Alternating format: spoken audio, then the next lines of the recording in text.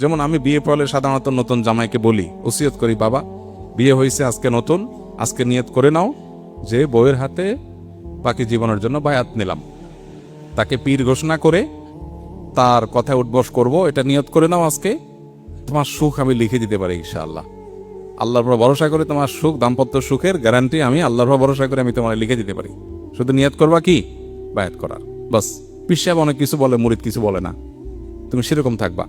এর মানে এইটা না যে বরে শাসন করা যাবে না। শাসনও করবেন এমন ভাবে যে আপনার শাসন শুনেও বলবে যে বেকুব। দিন শেষে আপনি বেকুবই হবেন। কারণ পৃথিবীতে বহু চালাক মানুষ আছে, একজনও চালাক স্বামী নাই। পৃথিবীতে বহু চালাক পুরুষ আছে, কিন্তু কোনো চালাক স্বামী নাই। কারণ বউদের কাছে এমনিই সব বউরাই মনে করে স্বামীগুলো একটু বেকুব। যত শেয়ানা স্বামী হোক, বউ মনে করে কি, মনে করে কিচ্ছু বোঝে না, বেকুব কিসিমের। এটা সব ঘরে একই অবস্থা। আপনি যে মনে করেন যে আমার ঘরে অবস্থা, তাহলে ভুল হবে। আপনি আগে ভাগে নিয়ত করেন, তাহলে দেখবেন অশান্তি দূর হয়ে গেছে। বুঝে আসছে কথা? আর মায়ের কাছে তো আরো নরম হয়ে থাকতে হবে। তাহলে সেক্ষেত্রে দাম্পত্য অশান্তি এগুলো একটা সময় থাকে, এরপর আর থাকে না। এর মানে এই বলছি না আমি যে একেবারে বউ আপনাকে অন্যায় যা করে আপনি একেবারে তার কথা চলবেন। আপনার গল্লির ঠাওর ঠিক থাকবে, কিন্তু কৌশলটা থাকবে খুবই পোক্ত।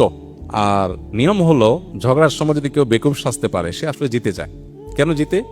কারণ হলো ওই মূল যুদ্ধের যে সময়টা চরম, ওই সময়টাতে শুধু একটু সহনশীল হলে, যুদ্ধ যখন থেমে যাবে, যুদ্ধবিরতি হবে, তখন আপনি এবার সুন্দর করে আপনার কথাটা বলেন, দেখবেন যে ইনশাল্লাহ অ্যাকসেপ্টেড হয়ে গেছে। আর শুরুতে তর্ক দিয়ে গেছেন তো ধরা খাইছেন, সামনে আর চলবে না। তো এই কৌশলগুলো রপ্ত করতে হয়। বিয়ের আগে ট্রেনিং নেওয়া উচিত ভালো করে, ইনশাআল্লাহ বিদিনিল্লাহ।